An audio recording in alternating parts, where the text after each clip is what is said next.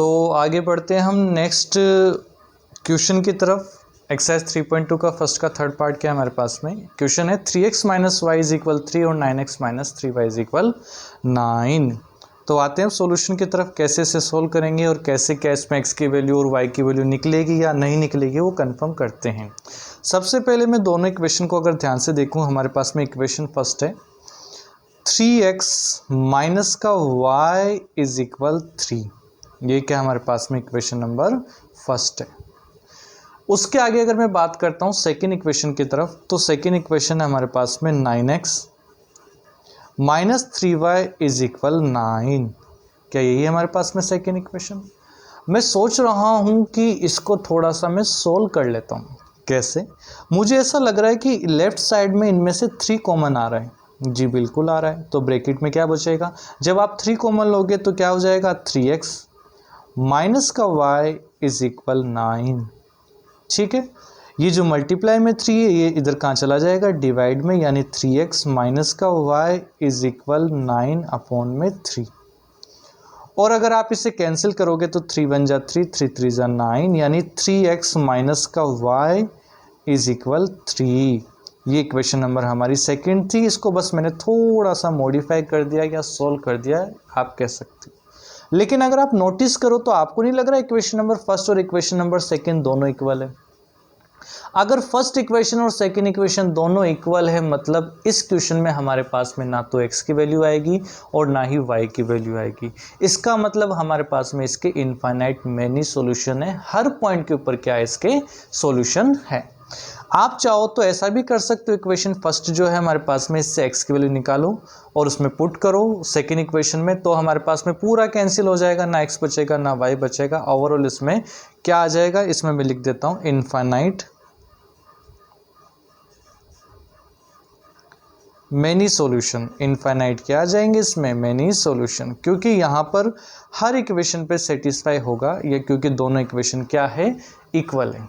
चलिए next question हमारे पास में है 0.2x + 0.3y = 1.3, 0.4x + 0.5y = 2.3। ये तो पॉइंटों वाला क्वेश्चन आ गया।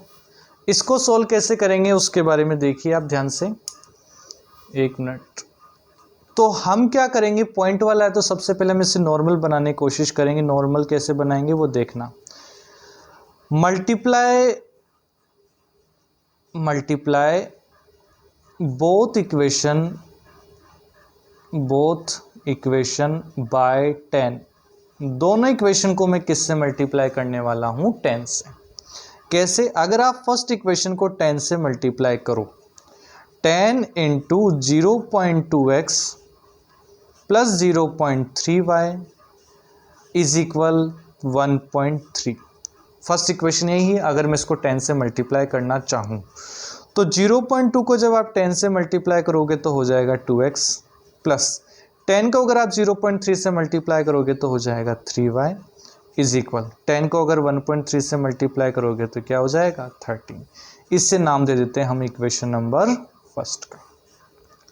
इक्वेशन नंबर जो हमारे पास में दूसरी इक्वेशन थी, अगर मैं इसको 10 से मल्टीप्लाई करने की कोशिश करूं, 10 × 0.4x प्लस का 0.5y = 2.3। यही है हमारे पास में सेकेंड इक्वेशन। इसको अगर आप 10 से मल्टीप्लाई करो तो कैसे करेंगे, तो 0.4 को जब आप 10 से मल्टीप्लाई करोगे तो 4x, प्लस 0.5 को अगर आप 10 से मल्टीप्लाई करोगे तो 5y = 2.3 को 10 से मल्टीप्लाई करोगे तो 23। ये हमारे पास में इक्वेशन नंबर सेकेंड। अब हमारे पास में इक्वेशन नंबर फर्स्ट भी है, इक्वेशन नंबर सेकेंड भी है। तो हम क्या करेंगे, दोनों में से कोई एक इक्वेशन लेंगे। तो हम लेते हैं फर्स्ट इक्वेशन, तो हम लिखेंगे फ्रॉम इक्वेशन फर्स्ट या समीकरण 1 से। इसको एज इट इज दोबारा लिखोगे आप, 2x + 3y = 13। Equation number first ये रही, इसको मैंने एज इट इज लिख दिया। यहां पर हम क्या करेंगे, x की वैल्यू फाइंड करेंगे। आपको पता है 2x = 13, तो एज इट इज प्लस का 3y जब इधर आएगा तो क्या हो जाएगा, माइनस का 3y। ये जो मल्टीप्लाई में 2 है इधर कहाँ चला जाएगा, डिवाइड में, यानी x की वैल्यू आ जाएगी 13 - 3y / 2। ठीक है, इसे मैं नाम दे देता हूँ इक्वेशन नंबर 3। अब क्या करेंगे, मैं इक्वेशन नंबर जो 3 है इससे या तो फर्स्ट में तो रख नहीं सकते हम, क्योंकि फर्स्ट ही ली थी हमने अभी यहाँ पे फ्रॉम इक्वेशन फर्स्ट, तो इसको फर्स्ट में नहीं रखोगे, नहीं तो सब कुछ कैंसिल हो जाएगा। तो अब इस x की वैल्यू को हम किस में रखेंगे, इक्वेशन नंबर 2 में।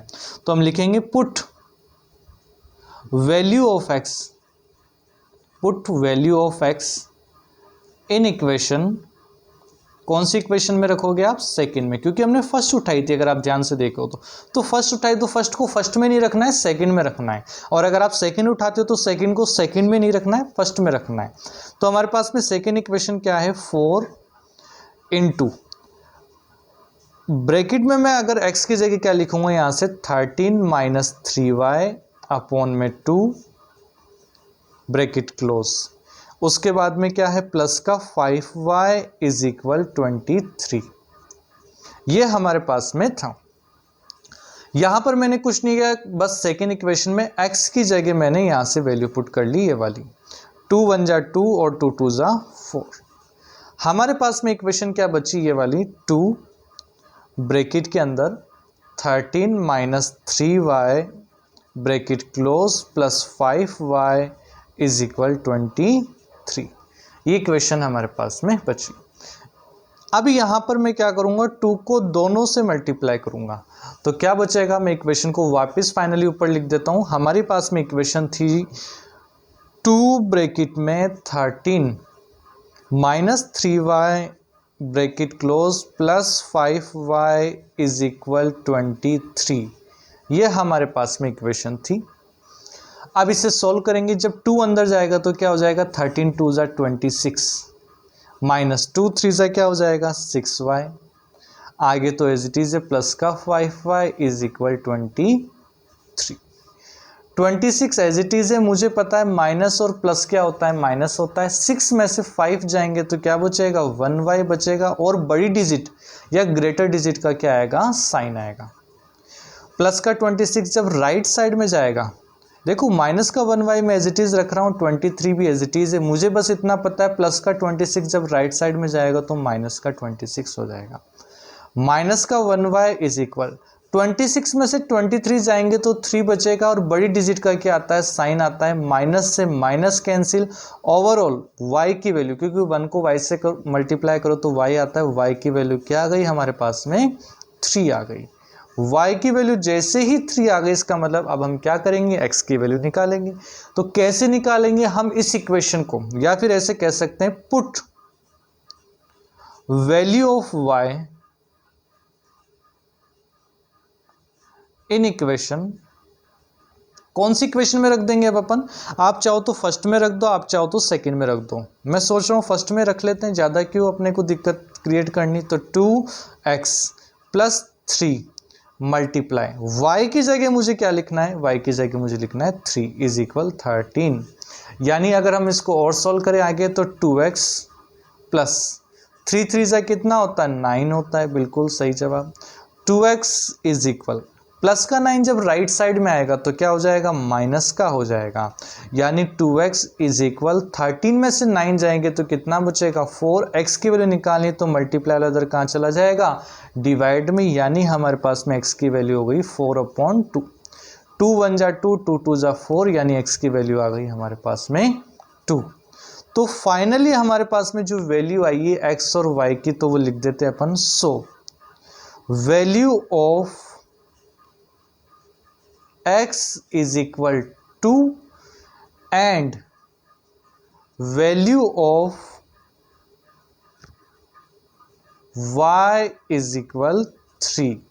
x की वैल्यू 2 आई और y की वैल्यू 3 आई। ये था हमारे सब्स्टिट्यूशन मेथड का 4th क्वेश्चन। आगे हम 5th और 6th जो लास्ट पार्ट बचे हैं इस फर्स्ट क्वेश्चन के, उसे कंप्लीट करेंगे और उसके बाद में फाइनलाइज हम वर्ड्स प्रॉब्लम शुरू करेंगे।